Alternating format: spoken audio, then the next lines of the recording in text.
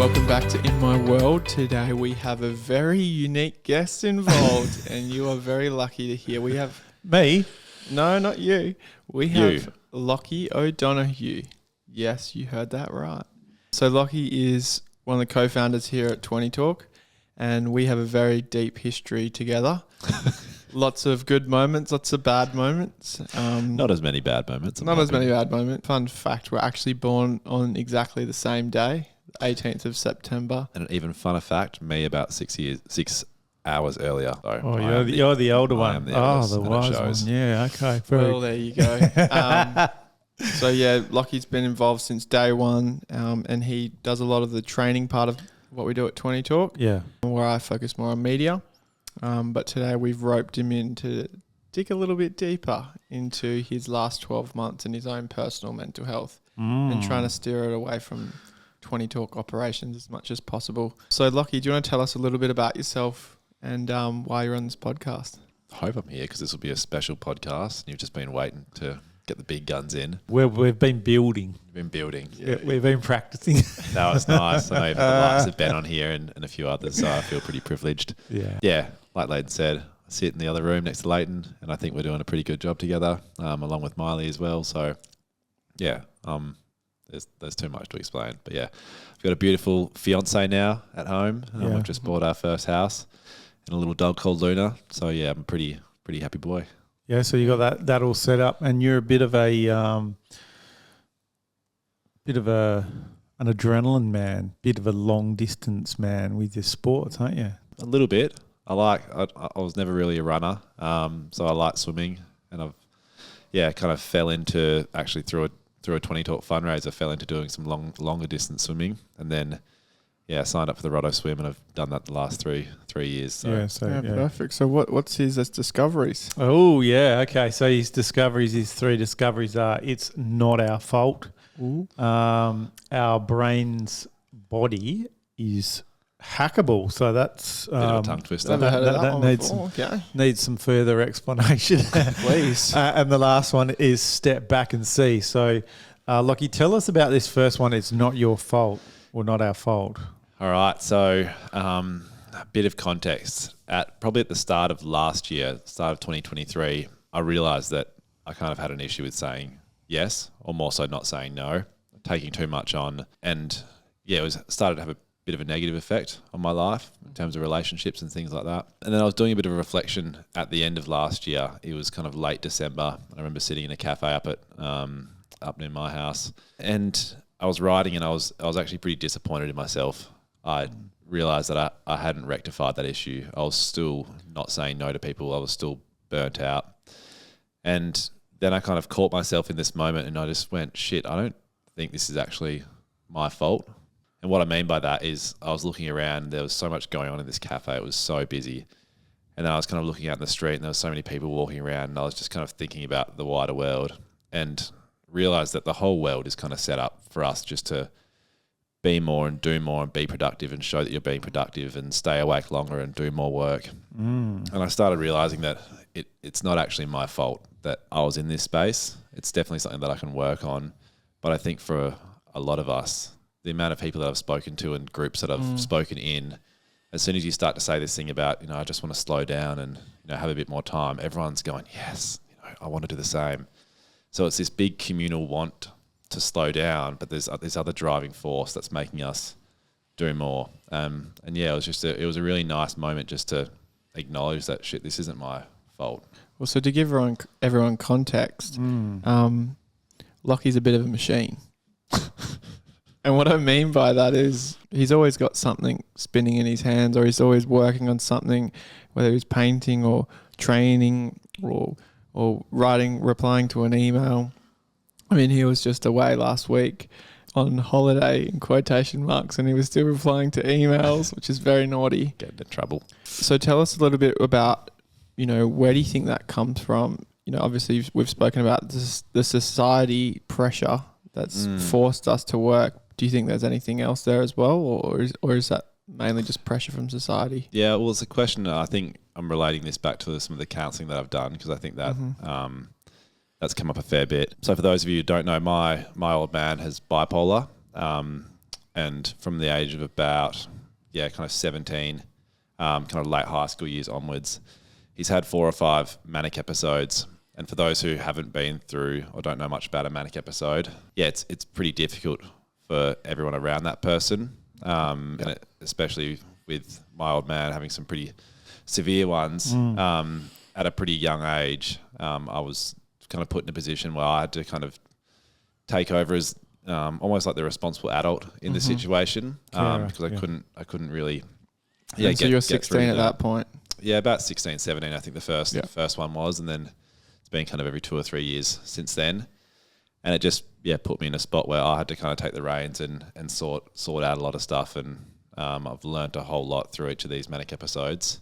But I think there's definitely something that I've taken away from that and applied it into my outside of life. So I think it's a maladaptive coping strategy, which is useful. I mean, I can get a lot of shit done if I want to, but it does have a pretty negative effect on me, and I need to catch myself in that moment. So it's almost a blessing and a curse at the same time. 100%. Yeah. And so what has that de-shackling process look like for you over the last year? Oh, de-shackling. There's been a lot. I think counselling's been awesome for me, and journaling. For me, I'm not yet at the stage where I can instantly kind of realise how I'm feeling or why I'm feeling a certain way. Yeah. So I think I really respect having and really admire having some time if there is conflict.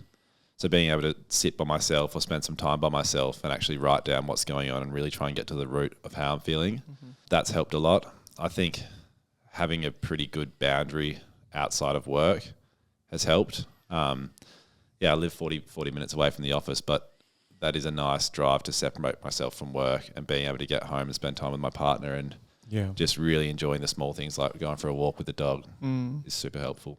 Yeah, and you're pretty disciplined with your little swim every day, aren't you? Because you drive past my house and I say, always in the ocean every morning or an ice bath. That's good. Yeah, okay. So, tell me about what's your second one there? So your second one that you've got here is our brain's body is hackable. All right. Okay. So is this kind of like a matrix situation where we're plugging into red pill, blue pill? Yeah. So what pill did you take? Not telling. Okay. Well, tell us what that means to our brain's body is hackable. December 31st, 2023, I proposed to my partner, and it was about 14 months of lead up to that. And about 90 minutes before I proposed, I herniated a disc in my back. For those who haven't herniated a disc, it's not fun. No. And it was a pretty lengthy kind of recovery after that. So what are we in now? Kind of end of April now. And up until now, I haven't been able to exercise. And before this, I do a fair bit of swimming and stuff like that. But this last 4 months has made me realise that without the exercise in my life, it is pretty hard to regulate, not to regulate my emotions, but I think there definitely has been something tangible that I haven't been able to get out of life. And only just this week, the last 4 days, I've been getting back into running and stretching, and especially over the last kind of month, ice baths and saunas, and just realise how much of an effect it has on you. So what I mean by our brain's body is hackable is I really think our body is really just an extension of our brain, and it's just a tool that we are so fortunate to have and to use, and it can benefit our brain so much. But with that is a major responsibility for us to take care of it and put the right thing into it and treat it well. I think, as a young kid growing up, you might break your arm or sprain your ankle, and you think that, it's fine, it's going to heal. But then when you get to, even just our age, let alone someone else's age, jeepers, you really start realizing that it's something that you do have to take care of, and it can serve you, and it can give back to you so much if you do take care of it the right way. And it's not always easy, is it, to put those steps in, to eat right, to go for that run, to go to the gym. It's a job, and it takes a lot of work, and it really is easier just to get the microwave meal going. And I mean, I'm a sucker for that, especially over the last year. I've not had that much time, and I've done that, and it does influence you. So what did it look like for you over the last 4 months not being able to exercise? What kind of behaviours or feelings were going through your body and your brain. It might be a weird visualization, but I felt like that my veins had a really thick blood in them and it was moving very slowly. It was very viscous. And that kind of just accentuated into me feeling slow and unable to do lots. But even just going for the few runs this week, it feels like everything's just being cleaned out. And you just, you know, my legs are sore, my muscles are sore, but it's a good soreness. And yeah, I think it's almost a lot that, it's almost in hindsight, I'm realizing how slow and kind of sedentary I was. And now that I've started running, it's like I was missing out on a lot. So you cleaned out the chimney. Cleaned out the chimney. I've got a bit of spray and wipe. Yeah, I know for me, like always having a strong exercise sort of discipline. Routine. Discipline for my life in the last 32 years. When I'm injured, it is a real challenge. So you said that you leaned on some of these other things like your ice baths and bits and pieces. Did you notice that your journaling changed your habit? I'm not sure. I mean, I think everyone can get better at journaling. For a long time, I was journaling maybe once every 2 weeks, once every 3 weeks, and yeah, I'm not sure. I've really only just started the running this week, so it'll be interesting to look back in a few months' time and see if anything has changed. But yeah, at the moment, I can't really say. Yeah, that's so what are you going to use? What are you going to do moving forward to make sure that you maintain this new exercise structure and kind of look after yourself and don't overdo it? Well, I'm working with a really good physio who's a good mate, and he's helping me out a lot. I think my biggest issue is listening to people when they say slow down, because my kind of idea this week was to, haven't run for 4 months and let's go running for 5 days straight, and had some pretty powerful advice from someone sitting across the other side of the table saying, idea. Don't do that. And yeah, I try and validate it and say, no, I was stretching and rah. But yeah, I just need to take it slow and make it something that's realistic and achievable rather than just heading straight for this goal. I mean, I've got Mitch doing his 60 marathons in 60 days. And the first run I did, I go, I wonder if I could do a marathon in 40 days.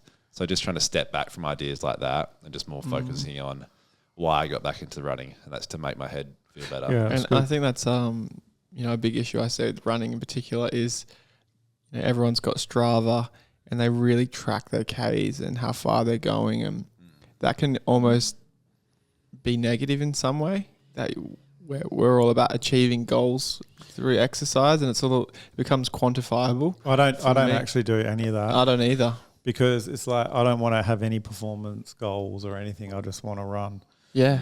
And just be free in my head, even though it's obviously a difficult conversation in my head to keep going. But yeah, I actually had something happen the other day. I've been trying to build up because Mitch has actually really inspired me. And cheers to Mitch. Yeah, I surprised Mitch. So what's Mitch doing again?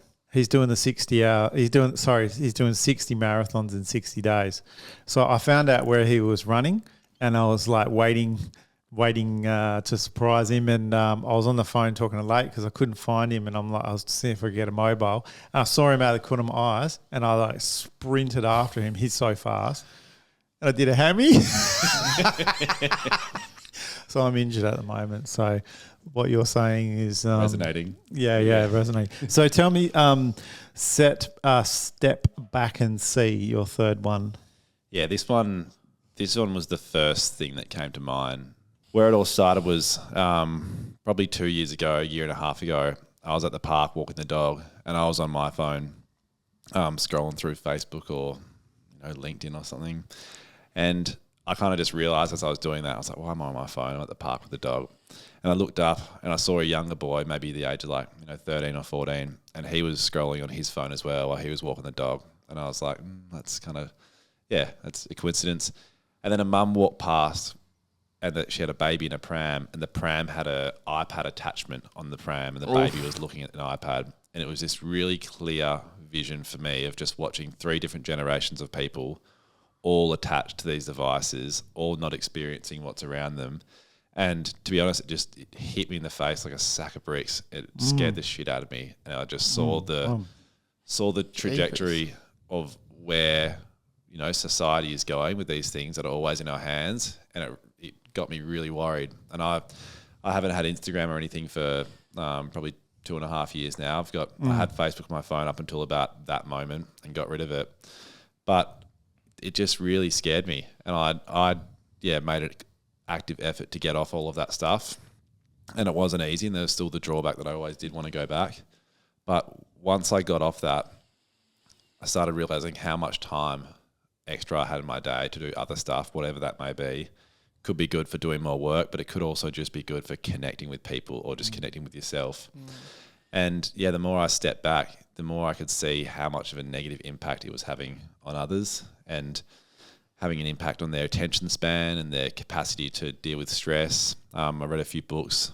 Johann Hari's Stolen Focus is a massive, amazing book that I would recommend everyone to read.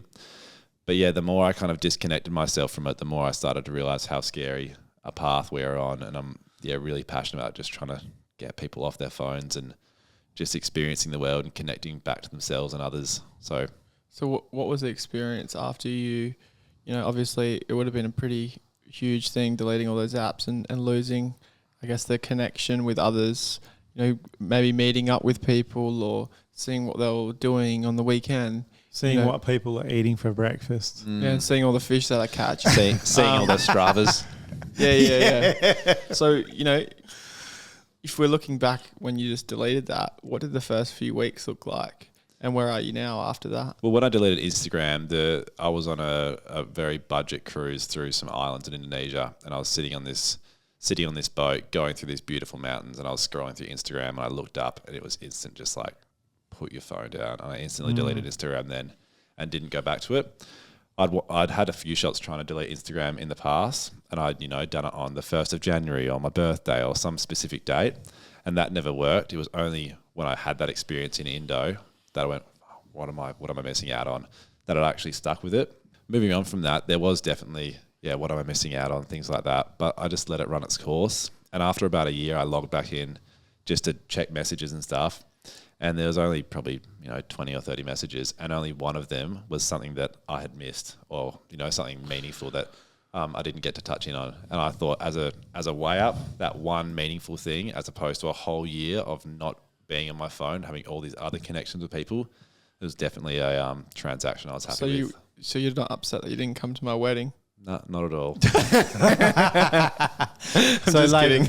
So is this something that you? I'm interested to know as an older young person. Wiser. No. Is this a trend you're seeing with people saying, what the hell am I doing? Oh, 100%. I mean, I'm a victim. You're looking at one right now. I mean, I have to spend a lot of time on Instagram and that for 20 Talk, and a big part of what we do here is on there, because I guess our philosophy is there's so much content getting spat out at the moment. A lot of it's probably either neutral or negative.